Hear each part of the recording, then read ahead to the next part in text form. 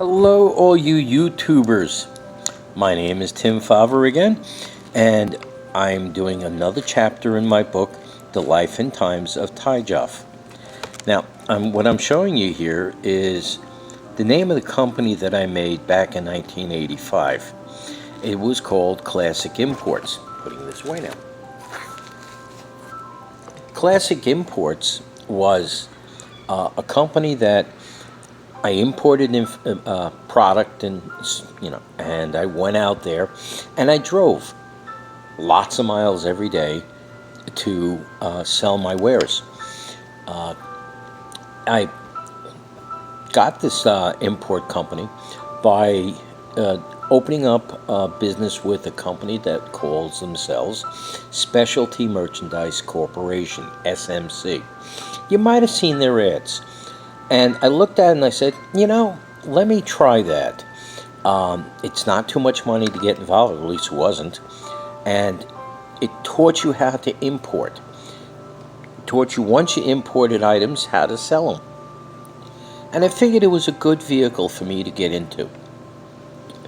I did that, and it was a good vehicle. And I wound up buying a lot and selling a lot.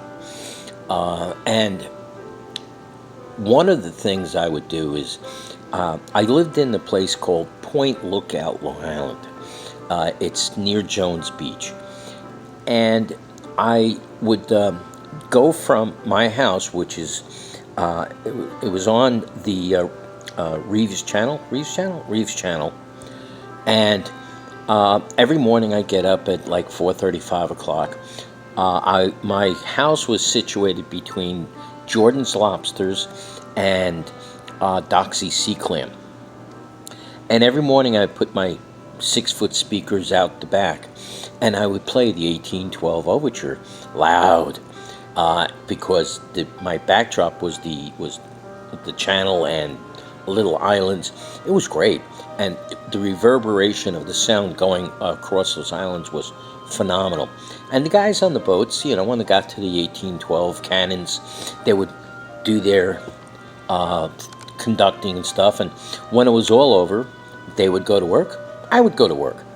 And how I went to work was, I got in my car, and I would drive about 50 miles in one direction, or a degree on the map. And once I got there, I would stop, make a right turn down a street, travel 20 miles down that street, selling everyone on one side of the street, or at least walking into every place, and showing them my book of products that I had.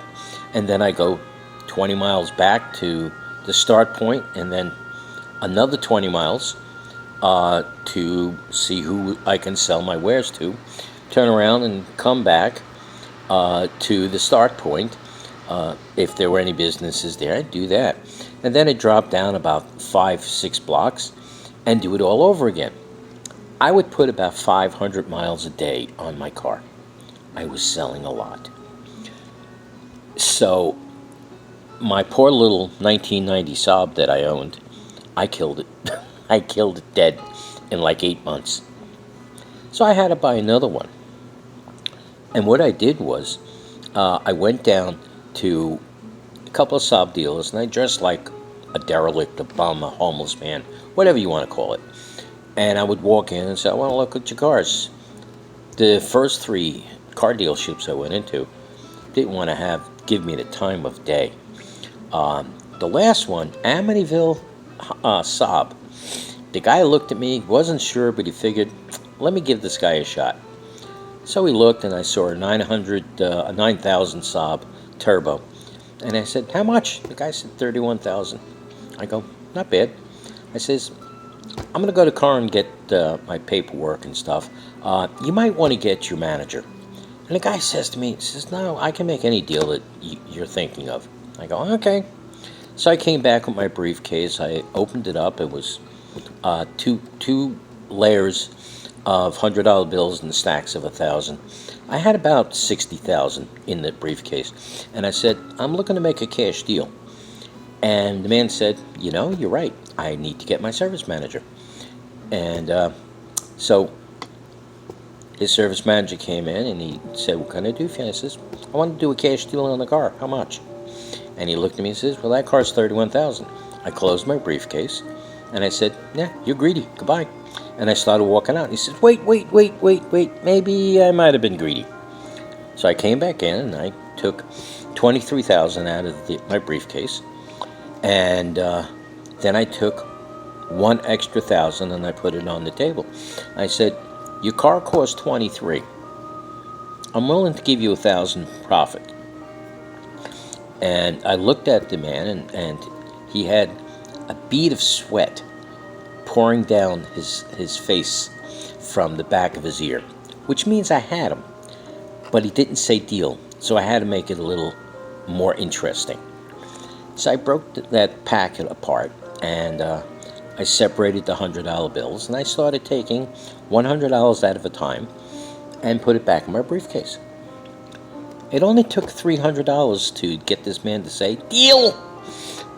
So I got the car, and he says, "Okay, let's set up your first 6,000 mile checkup." I go, "That would be, let me see, this is Monday, that'll be next Friday." And he said, "No way." I says, "Way." And then we set up the other ones. So that's how I got the new car, because I killed the other one. And I went out there and I'm selling. In my travels, I wound up in a place in Queens labeled Far Rockaway.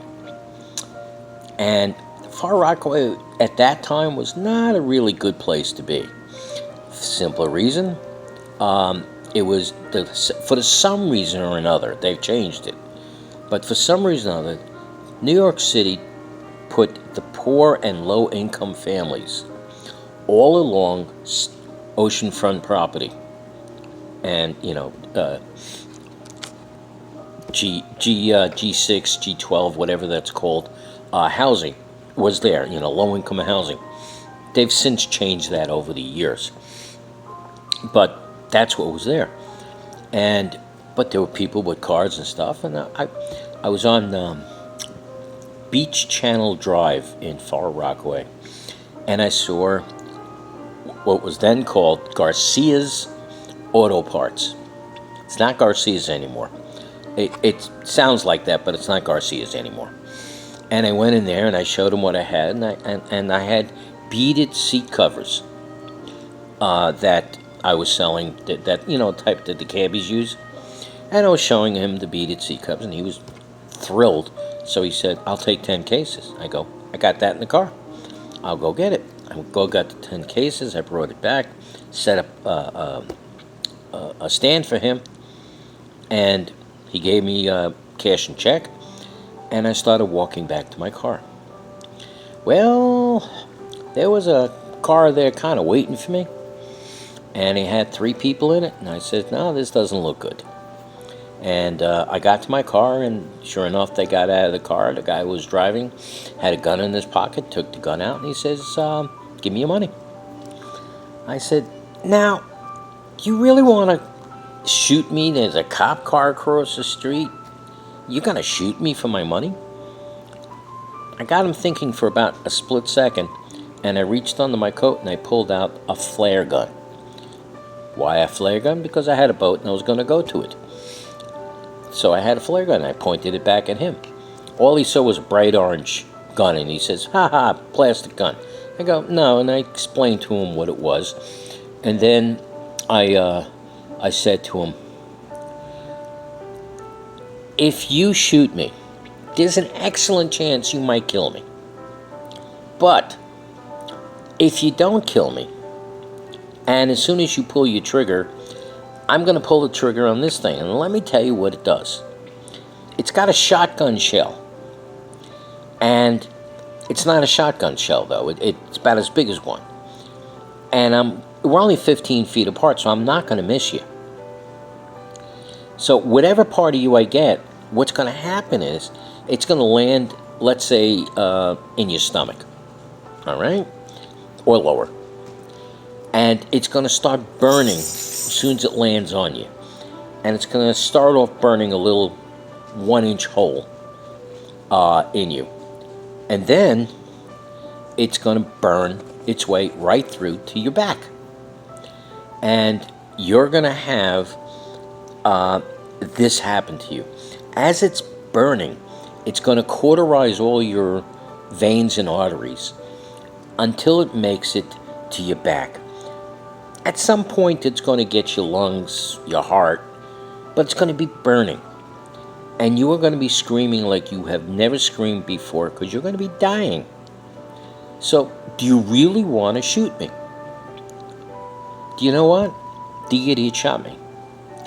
Sent the bullet right through my my hip, missing my bones by millimeters. Went right through. I was bleeding like a stuck pig. But as soon as he shot that gun, I shot mine. And it landed right about his stomach area. Horrible sounds.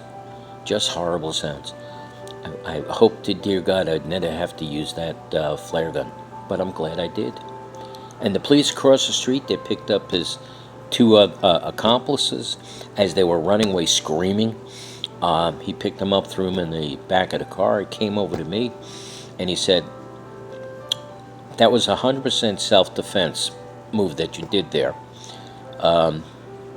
You're bleeding, you're okay? I says, I'll live. He says, good. Leave Far Rockaway, don't ever come back, and I'll tell them, the office, that this was a gang-related shooting. Goodbye. And I did. I never went back to take up any other money or any other orders from that guy. And that was the story. Wow! We never thought that this would actually happen in front of us. Well, that's it. Have yourself a good day, and I'll talk to you again. Bye-bye.